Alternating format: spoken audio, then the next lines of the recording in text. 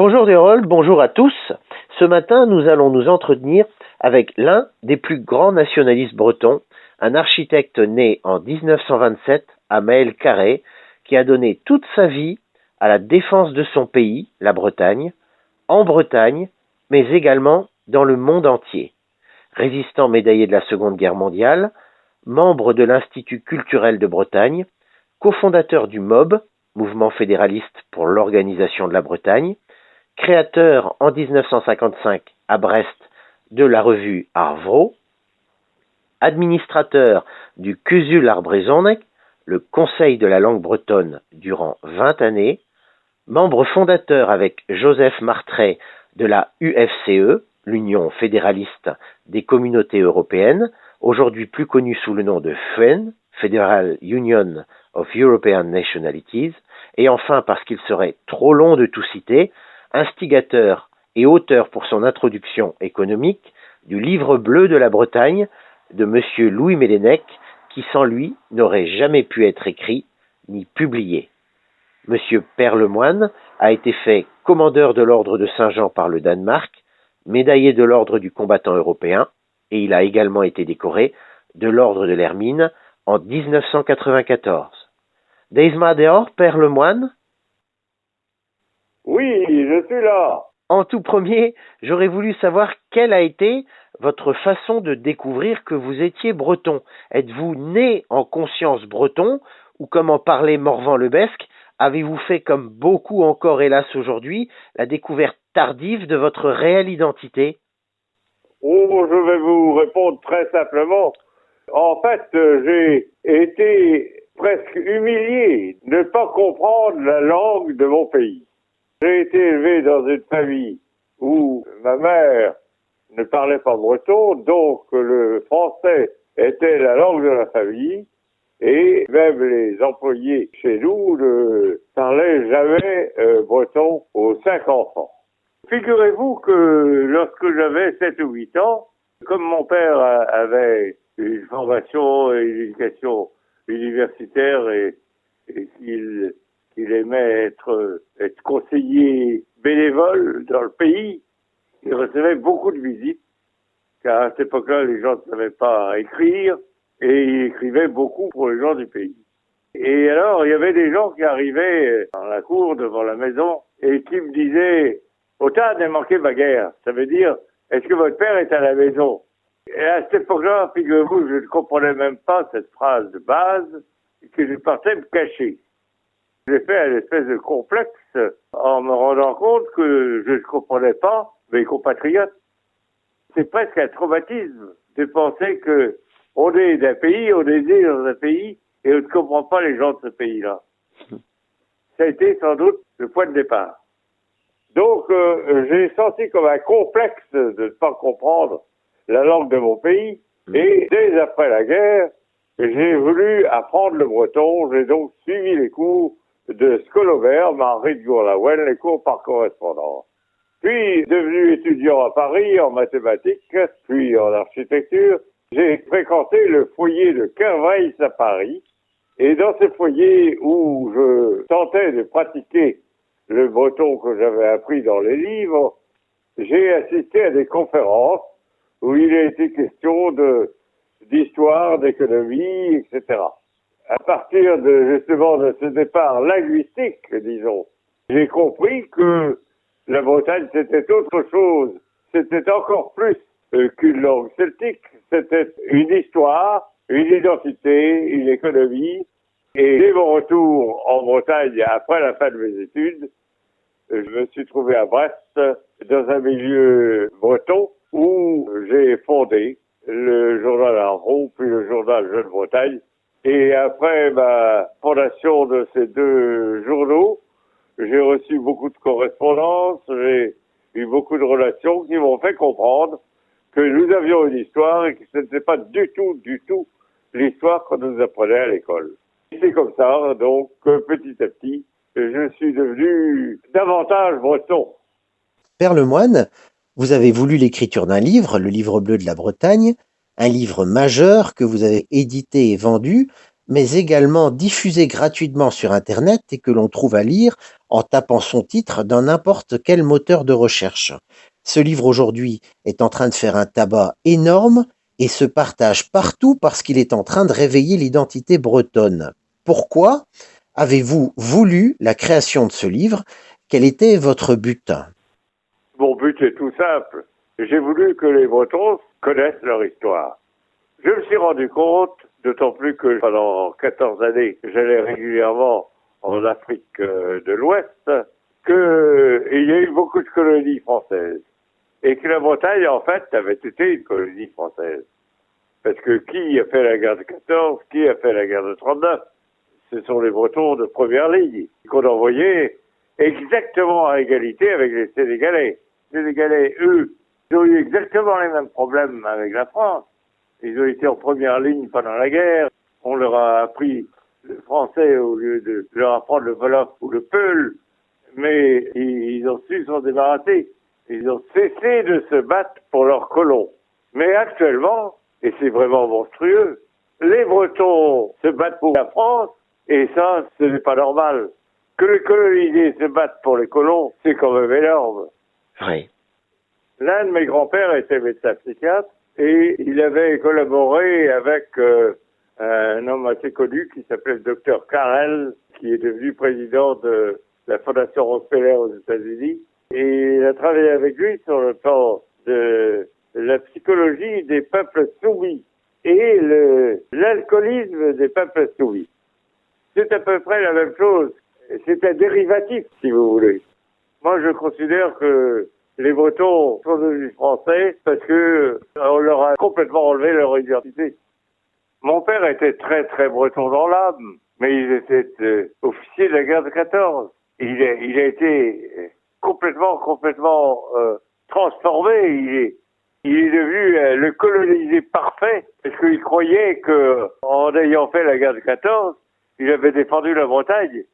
Non, les Bretons, depuis 1870, sont devenus des intoxiqués. Pourquoi vous parlez d'intoxication à partir de 1870? Eh bien, parce qu'à partir de ce moment-là, les Bretons ont été mobilisés dans l'armée française. Et on leur a fait croire, non seulement qu'ils étaient français, mais qu'ils avaient toujours été français. Aujourd'hui même, on continue à apprendre aux petits Bretons qu'ils habitent la Bretagne, qui fait partie de la France. Vous entendez bien, et ça, vous l'avez dans toutes les histoires qu'on apprend aux petits Bretons, qui fait partie de la France depuis plus de 1000 ans. Mais c'est un mensonge énorme. Les Bretons ont été vaincus, écrasés, écrabouillés en 1532. Et il y a eu un décret français qui n'a jamais été approuvé par les États de Bretagne. Les Français ont complètement écrasé tout ce qui était breton. Depuis 1532, c'est la même chose. Et il ne faut pas oublier que pendant 6 siècles, l'ennemi héréditaire de la Bretagne, c'était la France. C'était l'ennemi héréditaire. Je ne suis pas pour ressasser, ramener des haines anciennes. La preuve, j'ai tenté de faire la réconciliation franco-allemande dès 1946. Mais je voudrais qu'il y ait une reconnaissance de l'identité des gens qui font partie d'une nationalité. Or, il y a toujours eu un refus de notre identité par la France. On a nié l'existence de la nation bretonne. Mais la nation bretonne, qu'on le veuille ou qu'on ne le veuille pas, a existé comme pays indépendant jusqu'à la moitié du XVIe siècle. Et la Bretagne a été annexée à ce moment-là, comme l'Irak a essayé d'annexer le Koweït, comme la Russie a annexé les pays baltes, comme la Yougoslavie a annexé le Kosovo. Il faut tout de même dire les choses telles qu'elles sont. Nous voulons dire la vérité. Bien sûr, il y a la langue, mais il y a aussi l'histoire. Et il fallait faire en sorte que les Bretons, autant que faire se peut, connaissent leur histoire, la vraie histoire, qui n'a jamais été enseignée dans aucune école. Comment ça s'est passé lorsque vous avez mis en place ce livre bleu? Les choses vous ont été rendues faciles ou ça a été un parcours semé d'embûches?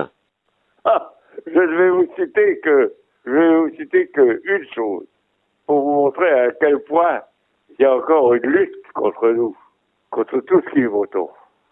J'ai une boîte postale depuis 30 ans dans le Morbihan, parce que c'est la boîte postale la plus proche de mon domicile qui est dans les Côtes-d'Armor. Et un jour, j'arrive relever ma boîte postale du Morbihan. Il y avait un grand autocollant au travers de la boîte fermée. Je m'adresse au receveur de la poste et il dit « Mais qu'est-ce qui se passe ? Ma boîte postale est payée tout à fait normalement. Je l'ai depuis 30 ans. Qu'est-ce qui se passe ?» Il me dit « Ah, j'ai reçu des ordres de mon chef direct qui est un centre, qui est un gros canton du Morbihan. » Je dis « Mais vous pouvez pas vous renseigner pour savoir pourquoi ? Parce qu'il y a quelque chose qui tourne par rond. » Il me dit « je vais lui demander. » Alors il lui a demandé et le gars du canton du Morbihan lui a répondu « Ah, c'est bon. Le directeur départemental qui m'a donné l'ordre de fermer cette boîte postale. » Alors je me suis informé encore un peu plus haut et le directeur départemental de la Poste avait reçu l'ordre du ministère de l'Intérieur. Ah là là là là. Parce que c'était l'endroit qui était indiqué sur tous les journaux pour commander le petit livre bleu. Je ne suis pas habitué à me plier. J'ai poursuivi l'affaire et j'ai eu gain de cause. On m'a rouvert ma boîte. On m'a même donné une indemnité énorme de 100 €. Ouf. Avant de vous poser la question suivante, il faut que j'explique pour les auditeurs ce que vous avez cofondé en 1949 pour l'Europe avec un autre breton, Joseph Martret. L'Europe, même si elle compte une cinquantaine de pays souverains, comporte en réalité 400 peuples, régions et nationalités différentes. Outre 23 langues officielles, il y a en réalité en Europe une soixantaine de langues dont beaucoup sont combattues par des pouvoirs centraux, phénomène qui touche près de 100 millions d'Européens, soit l'équivalent d'un Européen sur 7. Vous avez donc créé dès 1949 avec Joseph Martret l'UFCE en français, FUN en anglais, qui était une union fédérale européenne en charge de la protection des minorités. Grâce au poids de son envergure, plus de 35 pays et une centaine de formations différentes, cette organisation est aujourd'hui en charge d'être l'avocat des communautés et minorités européennes auprès des instances internationales et dispose d'un statut consultatif auprès du Conseil de l'Europe, de l'ONU, ainsi que d'une participation aux conférences de l'OSCE, l'Organisation pour la sécurité et la coopération en Europe. Père, vous avez parcouru l'Europe entière durant de nombreuses années pour cette organisation, dont vous avez aussi été le président, et vous avez rencontré de nombreux membres et chefs de gouvernements étrangers. Quel était leur regard sur la situation de la Bretagne ? Est-ce qu'ils en étaient informés ? Je faisais partie et je fus président de l'Union fédéraliste européenne, des communautés européennes. De ce fait-là, bien sûr, j'ai rencontré énormément de personnes, dont des chefs de gouvernement. C'est ainsi que le premier chef du gouvernement hongrois, après la chute du mur, m'a demandé de travailler à Budapest avec lui pour préparer la nouvelle constitution hongroise pour la défense des communautés minoritaires en Hongrie. Et tous ces gens-là que j'ai rencontrés ensuite, par exemple le ministre Tabajdi, le ministre bulgare Vasil Godzev, une autre ministre bulgare des Affaires étrangères, enfin bref, de hauts personnages de l'Europe centrale. Mais ces gens-là ne savaient rien sur la Bretagne.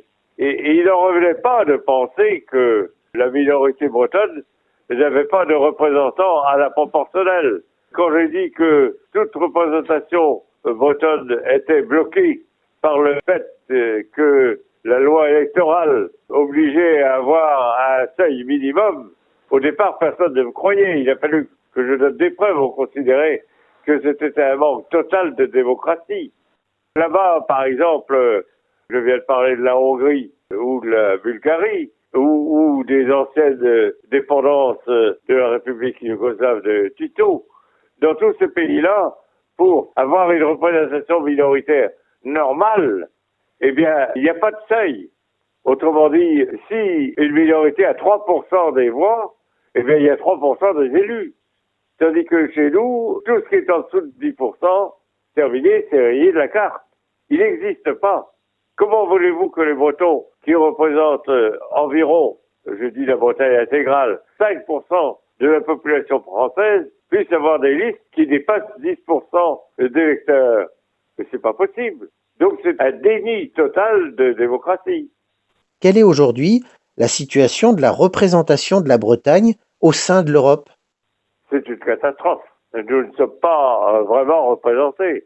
J'étais le représentant de la Bretagne à Strasbourg, à peu près pendant 25 ans, Conseil de l'Europe, non pas envoyé par la Bretagne, envoyé par l'Union fédéraliste des communautés européennes, dont le siège était à la frontière danoise-allemande. Là-bas, tout seul, sans un centime de subvention, il est évident que je n'avais pas l'action qu'il aurait fallu y avoir pour la Bretagne. Mais depuis que j'ai abandonné, parce que à 84 ans, j'ai abandonné, il n'y a plus vraiment quelqu'un qui travaille sans arrêt à Strasbourg, au Conseil de l'Europe, lors de chaque session, pour défendre la minorité bretonne. Est-ce qu'il y a aujourd'hui en Bretagne, pour nous défendre au niveau européen, assez d'énergie? Il n'y a pas d'énergie. Et puis, surtout, l'argent, c'est quand même le nerf de la guerre. Il manque d'argent. J'ai cherché depuis 8 ans. Mais s'il y avait eu les moyens pour payer 1 ou 2 représentants lors des sessions du Conseil de l'Europe à Strasbourg ou de l'Union européenne à Bruxelles, il est évident que nous aurions eu des représentants. Il ne s'agit même pas de les payer, il s'agit de payer leur voyage et leur séjour. Or, j'ai tenté en vain d'avoir quelques financements par le Conseil régional, par le département des Finistères, mais non, c'est un sujet tabou. Il n'y a pas d'argent pour ça. Alors, trouver du jour au lendemain quelqu'un qui peut dépenser 12 fois par an 4 jours d'hôtel et un voyage à 2000 €, c'est pas possible. Durant votre vie, Père Lemoine, vous avez, à une autre période, été l'un des membres actifs du FLB, le Front de libération de la Bretagne. J'aurais voulu savoir comment et pourquoi vous, architecte, fils d'un général de l'armée française et dans votre jeunesse résistant et médaillé de la Seconde Guerre mondiale, avez choisi de vous battre et d'œuvrer dans un mouvement reconnu comme illégal au titre des lois françaises. Eh bien, parce que c'est tout simple. Je me suis rendu compte, et c'est très très triste de constater ça, que les gouvernements en France, de tout temps, n'ont cédé qu'à la force. Et ça, c'est une catastrophe. Prenons le cas de Gourvenec. Alexis Gourvenec était le fondateur de Brittany-Ferries, mais il était surtout avant l'activiste breton qui défendait les agriculteurs et surtout les primeuristes du nord de la Bretagne. Il y a eu des façons de faire monstrueuses de la part des ministres français, qui à ce moment-là étaient tout puissants à la SNCF. On a fait des tarifs spéciaux pour que les primeurs italiens traversent la France à bas prix pour aller concurrencer en Allemagne ou en Angleterre les primeurs bretons. C'était quelque chose de monstrueux. Et pour défendre les agriculteurs bretons, Gourvenec est intervenu avec ses syndicats et ses groupements de cultivateurs en vain. Et donc, en 1962, il a décidé de brûler la même nuit tous les viaducs de chemin de fer bretons. Eh bien, 8 jours après, les tarifs de la SNCF s'alignaient pour les primeurs bretons sur le tarif de la SNCF pour les primeurs italiens.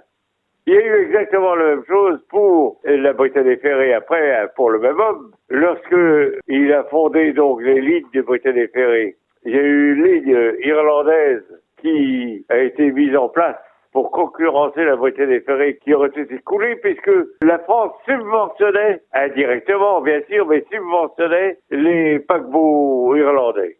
Eh bien, un jour, Gourvenec a réuni tous les pêcheurs de la région de Saint-Malo qui sont venus bloquer le port de Saint-Malo. Marcellin, le ministre, a envoyé 25 cars de CRS pour empêcher les cultivateurs bretons d'intervenir. À ce moment-là, Pleven, autre ministre breton, est intervenu. Et 8 jours après, des mesures ont été prises pour aider Brittany-Ferries à une libre concurrence avec les Irlandais. Comment se fait-il que la France, dans son fonctionnement, plutôt que d'aider la Bretagne à faire rayonner son économie, s'est très souvent chargée de l'affaiblir politiquement? Vous savez, à mon avis, mais ça c'est C'est un avis tout à fait personnel, qui toutefois a été vérifié plusieurs fois. Tous les gouvernements français, depuis 1532, ont peur de la puissance bretonne, ont peur de la révolte bretonne. À mon avis, ils considèrent que nous sommes encore capables de demander notre indépendance comme la Catalogne avec l'Espagne. À cause de ça, on a maintenu le pacte Hitler-Pétain pour la séparation de la Loire-Atlantique, parce qu'il faut tout de même bien se dire que tout ce qui a été décidé par Pétain pendant la guerre, sous la pression allemande, a été annulé, transformé, sauf l'histoire de la Loire-Atlantique. C'est très grave, ça. C'est très très grave. Quel est aujourd'hui votre regard de résistant sur le sort qui a été fait par la France à la Bretagne après la Seconde Guerre mondiale? Y a-t-il eu une impartialité concernant les faits ou l'histoire, là encore, a-t-elle été orchestrée? J'étais du bord de la résistance et j'ai connu à Paris des émigrés bretons qui étaient interdits de séjour en Bretagne parce qu'ils avaient été condamnés à la libération pour des faits complètement ridicules. Le seul fait de se trouver sur la liste des abonnés à une revue bretonne faisait de vous un terroriste. Il y a eu comme ça des délits de justice absolument effarants. J'ai étudié les collaborateurs et je me suis rendu compte qu'il y a eu beaucoup plus de collaborateurs proportionnellement à la population en France qu'en Bretagne. J'ai connu des camarades parisiens à ce moment-là qui m'ont expliqué ce qui s'était passé. Parce que il y a eu quelques collaborateurs bretons qui, comme les Irlandais avaient dit, les ennemis de nos ennemis sont nos amis. Vous connaissez la formule irlandaise qui s'alliait à tout ce qui était contre les Britanniques. Alors il y a eu quelques Bretons qui ont fait ça et qui sont devenus collaborateurs. Je pense que la plupart d'entre eux étaient de parfaite bonne foi. Donc j'ai étudié la chose de plus près. Et surtout, lorsque j'ai commencé à étudier un peu tous ces problèmes-là, je me suis rendu compte que il y avait eu beaucoup plus de résistants de la première heure, proportionnellement bien sûr à la population, en Bretagne qu'en France. Et c'est pas pour rien que De Gaulle a déclaré le 20 juin 1940 à Londres, est-ce que l'île de Sein et la Bretagne sont la moitié de la population française? Autrement dit, tout ce qui a été fait après la guerre, après la libération, par les autorités françaises, a été fait uniquement pour disqualifier tout ce qui représentait une certaine résistance bretonne à l'uniformisation et la planification que la France voulait en détruisant la langue. Depuis plusieurs années, que ce soit en Bretagne, Pays Basque, Corse, Kanaki, partout où la nation française a effacé d'autres nations, il y a eu, malgré l'oppression de l'État français, la même volonté de tous les peuples conquis de se tourner vers le pacifisme, vers l'humanisme. Est-ce qu'il ne serait pas temps pour l'État français de tirer une fois pour toutes un trait sur sa politique colonialiste et de savoir reconnaître l'autre? Et il y avait une opportunité extraordinaire quand le nouveau président est arrivé, là. S'il n'avait pas été formaté par l'ENA, ses buts auraient été presque tous atteints pour maintenant. Il fallait qu'il en profite pour fédérer la France. Même après la fameuse consultation populaire exigée par ce qu'on appelle les Gilets jaunes, on est complètement à côté de la plaque. Il n'y avait qu'une solution en France, de baisser les dépenses publiques et augmenter le pouvoir des régions. Or, c'est exactement le contraire qu'on a fait. On continue à augmenter la dépense publique et on continue à réduire les possibilités des régions.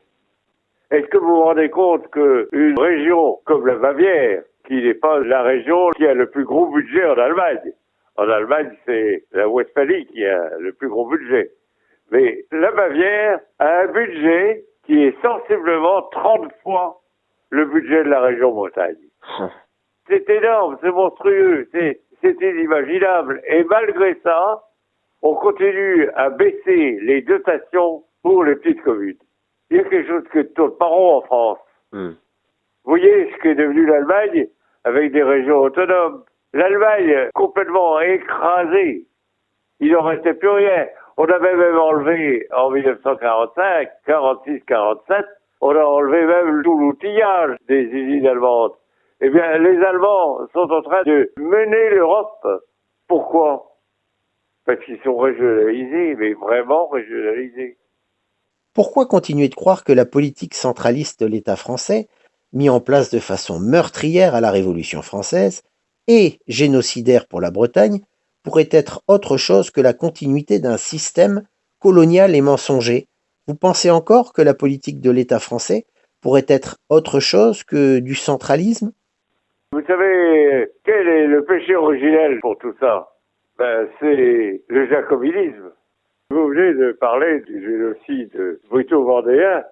Je voudrais très rapidement revenir là-dessus parce que le président de la République française vient de déclarer qu'il y aurait un jour de commémoration du génocide arménien par les Turcs.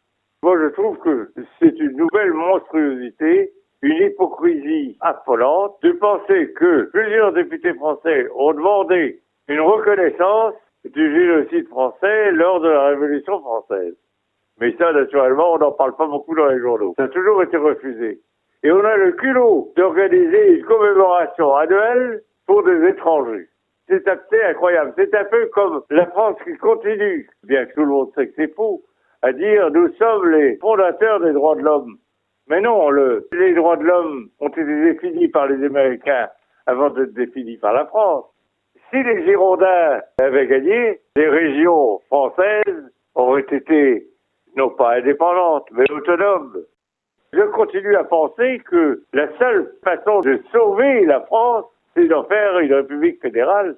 Pour moi, si on continue comme ce qui se passe actuellement, on aboutira dans 10 ans à une dictature. Est-ce que vous ne pensez pas que devant tant d'injustices, il y a un gros risque d'aboutir à une nouvelle révolution? Actuellement, je ne le pense pas. S'il n'y avait pas de télévision avec des matchs de foot, nous aurions certainement la révolution. Il y a de plus en plus de compétition dans ce domaine-là. Or, le domaine sportif, c'est les jeux. Bon, à partir du moment où il y a des gens qui préfèrent ne pas bouffer et assister à un match de foot, à partir de ce moment-là, ces gens-là, ils vont pas faire la révolution. Mais nous sommes tout à fait dans une situation révolutionnaire. L'État français, devant cette situation, fait-il actuellement preuve d'un comportement raisonnable? Est-il mesuré dans ses décisions et dans ses actes? Je reçois les jugements de la Cour européenne. On est très mal partis. Nous sommes souvent les derniers de la classe. Il y a 3 pays qui cumulent à peu près la moitié des condamnations. C'est la Turquie, la Grèce et la France. Je vous assure qu'en ce moment, la Cour européenne, l'un des 3 pays qu'elle condamne le plus sur 45, parce que il ne s'agit pas de l'Union européenne, il s'agit du Conseil de l'Europe, avec plus de 40 membres. Et bien, sur les 40 membres, l'un des 3 pays les plus condamnés, c'est la France. Eh bien, ça, c'est inacceptable. Moi, en ce moment, je connais une procédure pour laquelle le président du tribunal de grande instance a envoyé une lettre aux avocats en disant « Je vous signale que toutes les affaires du tribunal de grande instance de une préfecture de Bretagne sont renvoyées parce que nous manquons de personnel. » Combien y a-t-il actuellement de prisonniers en France qui sont en prévention depuis 3 ans? Un pays qui ne peut pas payer du personnel de justice n'est pas un état de droit. Est-ce que vous pensez que si les efforts ne sont pas supérieurs pour expliquer l'histoire aux Bretons, on arrivera à sauver la langue bretonne? Pour moi, il faut une volonté politique. Et je prends comme exemple différent, il y a l'Irlande et l'Israël. Israël, il y a une volonté politique, et c'est la seule langue quasi morte qui a survécu. L'Irlande, il y avait encore environ 1 million de locuteurs irlandais il y a 50 ans, et le gouvernement irlandais n'a pas pris les mesures nécessaires, tout en disant que c'était la langue nationale, n'a pas pris les mesures nécessaires pour que l'irlandais devienne la langue quotidienne des Irlandais. Par contre, et ça c'est assez extraordinaire, les locuteurs gallois augmentent chaque année depuis 20 ans. Père, quelle serait la situation de la langue bretonne en Bretagne si la France respectait réellement les droits de l'homme? si la France acceptait toutes les remarques qui lui sont faites par les organisations internationales, l'UNESCO, l'OSCE, le Conseil de l'Europe, à ce moment-là, il y aurait un enseignement à égalité du breton et du français. Mais la France, qui dit être à la tête des droits de l'homme dans le monde, n'accepte pas, ne respecte pas, n'exécute pas les recommandations de l'OSCE, du Conseil de l'Europe, dans le domaine des minorités nationales. Il y a des pays comme la Hongrie, où il y a 4 langues. La Yougoslavie de Tito avait des passeports qui étaient imprimés en 7 langues. Alors, moi, je ne suis pas pour l'indépendance au moment de l'Europe, mais je suis pour l'autonomie. On comprend votre idéal autonomiste, mais lorsqu'on constate que depuis plus de 5 siècles, la France ne fait que vouloir nous effacer, est-ce qu'il n'est pas de notre devoir de construire notre indépendance, tout comme d'encourager l'indépendance de chacun? Le vrai fédéralisme ne doit-il pas se construire entre pays indépendants au regard du droit international et de l'accord valide de 1499 qu'Anne de Bretagne nous a légué? Est-ce qu'il n'est pas de notre devoir d'être pleinement Bretagne en tant que pays? Actuellement, c'est devenu une chose impossible. Nous ne pouvons pas, dans l'état actuel des choses, aller plus loin que ce que nous faisons. Pourquoi ne pas vouloir plus? Parce que les Bretons sont de parfaits colonisés.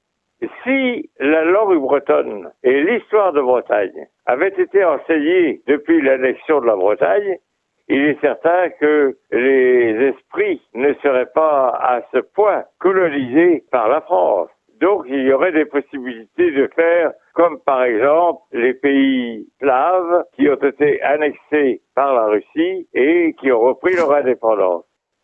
L'indépendance est un idéal qui apporterait sur de nombreux points beaucoup de liberté. Qu'est-ce qu'il faudrait pour faire comprendre aux Bretons leur réelle situation et leur donner l'envie de plus de liberté? Si l'histoire était apprise normalement en Bretagne, les Bretons se rendraient compte que s'ils étaient comme le Danemark ou la Lituanie, je prends que ces 2 exemples-là, ils auraient un niveau de vie qui serait de 20 à 30% supérieur. Le PIB, le produit intérieur brut de la Bretagne, pourrait être multiplié par un coefficient de 1,2, 1,3, 1,4 si les Bretons étaient indépendants. Ce que vous dites là serait peut-être l'idéal, parce que nous aurions un niveau de vie qui serait très supérieur et que notre identité serait sauvée. Pourquoi beaucoup de politiciens ou de personnalités bretonnes, parfaitement au courant de ces questions fondamentales pour la Bretagne, restent si silencieuses? Mais ils ont peur pour leur place. Moi j'en connais plusieurs, vous savez, qui sont profondément bretons et ils n'osent pas. Il y a plusieurs facteurs. Hein. Chez les gens en place, il y a la crainte d'être jugés. Ils n'ont pas le courage, pour certains en place. D'autres ne veulent pas perdre une prévente. Ouais. D'autres sont complètement intoxiqués. Il y a des mélanges, vous savez. Je ne condamne pas tout le monde. Et il y a des gens qui sont de parfaite bonne foi parce qu'ils ne savaient rien. Ils ne savaient pas. Il y a de tout. Il y a de tout. Aujourd'hui, pourquoi se revendiquer breton? À votre avis, quels sont les devoirs de ceux qui se revendiquent bretons? Leur devoir, c'est de ne pas être des faux bretons. Il y en a beaucoup qui se revendiquent et qui, en fait, n'agissent pas comme tels. C'est peut-être ça le pire pour nous. Parce qu'il y a 31% des Bretons qui déclarent lors d'un sondage qu'ils sont Bretons et Bretons d'abord. Mais les 31% là, ils disent ça, mais ils n'agissent pas comme tels. Il faut que tout soit lié dans une vie. Il ne faut pas être Breton certains jours, Breton pour certaines choses, et ne pas l'être pour d'autres jours et pour d'autres choses. C'est le bas qui nous blesse. Le livre bleu, nous avons souhaité l'écrire et l'éditer pour qu'il y ait davantage de Bretons à connaître leur histoire. Mais il est évident que les gens qui ont lu ce livre, qui ont compris quelle est leur identité, il est absolument indispensable que leur vie devienne une vie en conformité avec le fait qu'ils aient retrouvé leur identité. Il faut que cette identité-là apparaisse chez eux et auprès de tout leur entourage. S'il n'y a pas de prosélytisme, il ne peut pas y avoir d'avancée. Merci Père Lemoine pour cet entretien. J'espère qu'il sera profitable à de nombreux Bretons. L'essentiel, c'est l'histoire. Je dis même que c'est à égalité avec la langue. Trugarevras, Père Lemoine. Kenavo! Kenavo! Voilà. J'espère que cette émission vous aura permis de découvrir un peu plus ce qu'est la Bretagne, en compagnie de l'un de ses plus grands défenseurs. Vous savez aujourd'hui que grâce à Père Lemoine et à Louis Mélènec, vous disposez d'un livre pour découvrir votre identité au seul prix de sa gratuité et qu'il n'est plus aujourd'hui raisonnable de continuer à encourager l'ignorance des Bretons. Soyez Bretons et encouragez la découverte collective. Merci de votre écoute. Trugarevraser.